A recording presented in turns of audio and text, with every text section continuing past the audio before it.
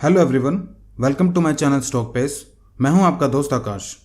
तो दोस्तों, आज की वीडियो में हम एक ऐसे स्टॉक के बारे में बात करने वाले हैं जिसमें कंपनी के प्रमोटर्स के बाद सबसे बड़ी हिस्सेदारी लेट श्री राकेश झुनझुनवाला की वाइफ मिसेस रेखा झुनझुनवाला के पास है।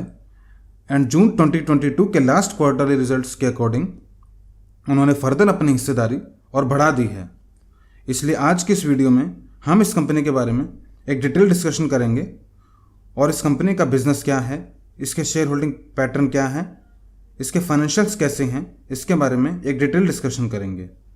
आज हम जिस कंपनी के बारे में बात कर रहे हैं वो एक रिटेल कंपनी है जो फुटवेयर एंड एक्सेसरीज का बिजनेस करती है। ये कंपनी 1977 में इस्टेब्लिश हुई थी। ये कंपनी इंडिया में 147 सिटीज़ में 644 multi brands footwear retail chain stores चलाती है।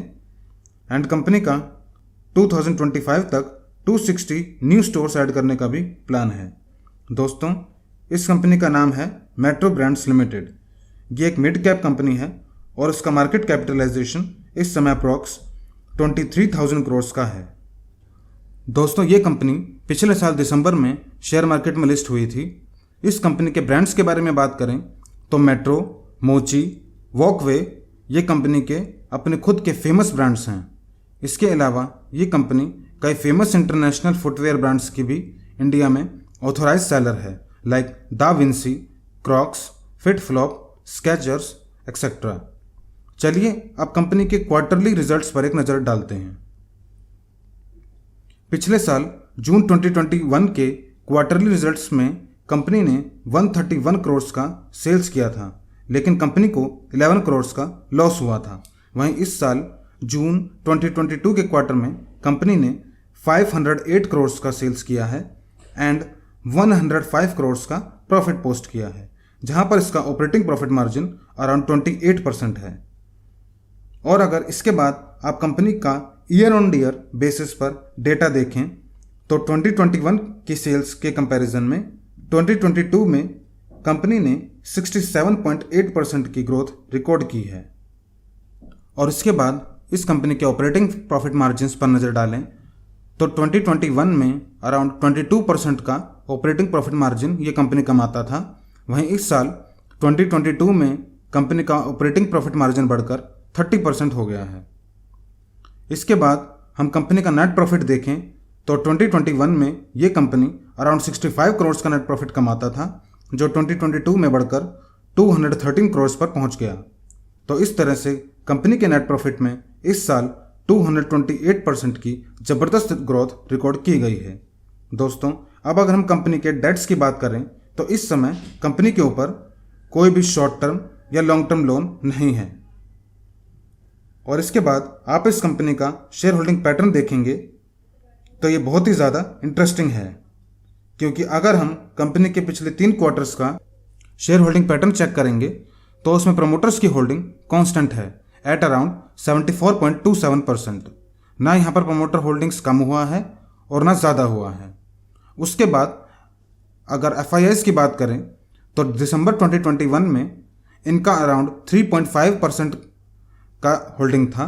इसके बाद मार्च 2022 के क्वार्टर में ये 3.38% हो गया और वहीं जून 2022 के क्वार्टर में ये 3.24% रह गया।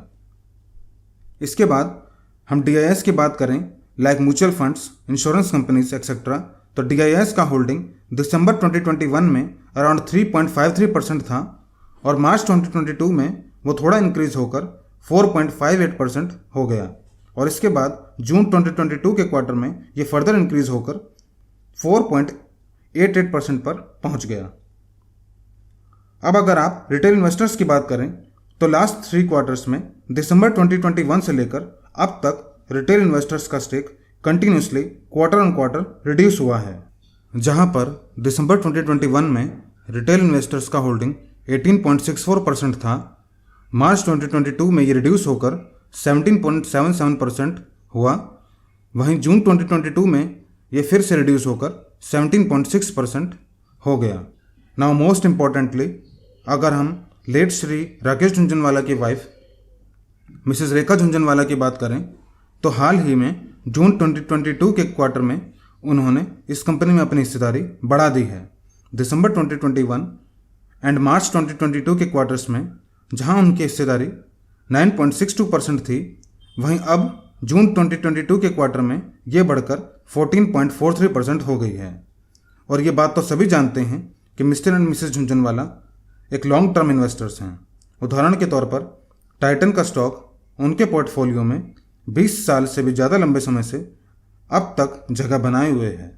अब अगर आप क्यूमुलेटिवली देखेंगे तो यहाँ पर ओवरऑल रिटेल इन्वेस्टर्स बेच रहे हैं और उन शेयर्स को इधर FIIs खरीद रहे हैं या DIIs खरीद रहे हैं। यानी मोस्टली यहाँ पर जो बाइंग एंड सेलिंग है वो सिर्फ FIIs और DIIs के बीच में ही हो रहा है। ये दोनों धीरे धीरे रिटेल इन्वेस्टर्स से शेयर्स खरीद रहे हैं और जनरली स्टॉक मार्केट में आपको ये पता ही है कि जब भी FIIs, DIIs या प्रमोटर्स खरीदते हैं तो उसे उस स्टॉक में पॉजिटिव माना जाता है, और जब भी ये लोग शेयर्स बेचते हैं और रिटेल इन्वेस्टर्स खरीदते हैं तो उसे बुरा माना जाता है, क्योंकि प्रमोटर्स FIIs एंड DIIs को शेयर होल्डिंग पैटर्न में स्ट्रॉन्ग हैंड्स बुलाया जाता है, वहीं रिटेल इन्वेस्टर्स को शेयर होल्डिंग पैटर्न में वीक हैंड्स बुलाया जाता है। तो फिलहाल इस कंपनी का जो शेयर होल्डिंग पैटर्न है वो बहुत ही ज़्यादा स्ट्रॉन्ग नज़र आ रहा है। एंड फाइनली अगर हम डिस्कशन को समराइज करेंगे तो कंपनी के पास स्ट्रॉन्ग ब्रांड्स हैं जिसके ज़रिए ये ऑपरेट करता है, एंड कंपनी के स्टोर्स का वाइड प्रेजेंस है।